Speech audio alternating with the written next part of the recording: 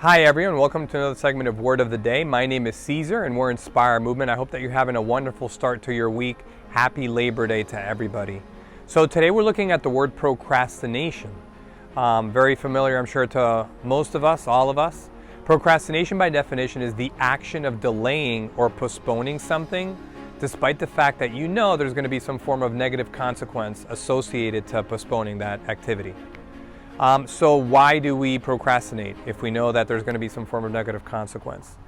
It could be fear of failure. It could be indecisiveness of some type. It could be some form of anxiety or form of overwhelm. It could be task aversion, maybe a phone call to someone that we don't really like, but we have to do, and we want to just push that off on accounts that we're trying to avert it because it doesn't feel very comfortable. Sometimes as people, we tend to put very little value to future rewards.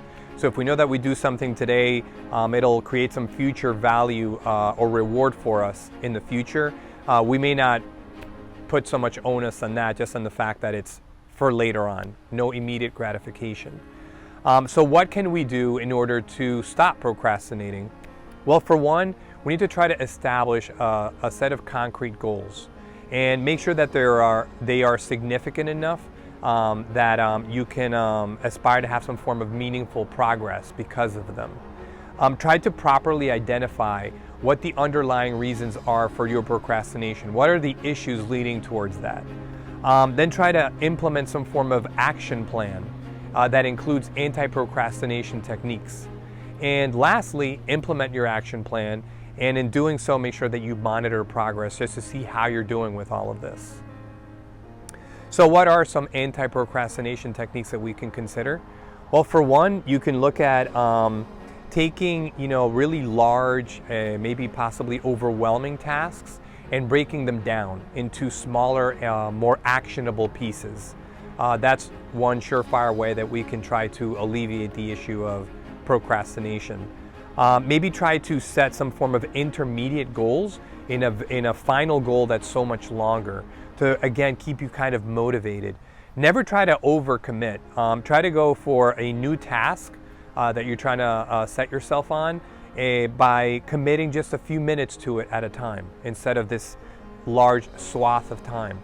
Again, this can also be very helpful in terms of coping with procrastination and putting things off and off and off and off and off. So these are some anti-procrastination techniques. There are others, but as I personally reflect on this word, I can tell you, I've been a victim, a culprit of procrastination many times over. And what I found for me is that typically if I'm very high passion or looking forward to doing something, guess what? I really don't put it off. And I found that also when I commit to something, to doing something and start it, I usually wind up finishing it. So knowing those two things, those things that I'm really not that passionate about, what I've learned to do is act on them quickly. The quicker that you can jump on them, the faster that it will get done.